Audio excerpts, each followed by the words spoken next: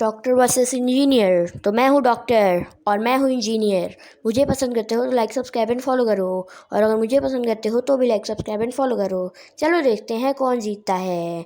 तो डॉक्टर बनने के लिए आपको नीट निकालना पड़ेगा और इंजीनियर बनने के लिए आईआईटी। डॉक्टर लोग तो लोगों की ज़िंदगी बचाते हैं, इंजीनियर्स गाड़ी बनाते हैं या फिर मशीन बनाते हैं ताकि इंसान का ज़रूरतें पूरा हो सके।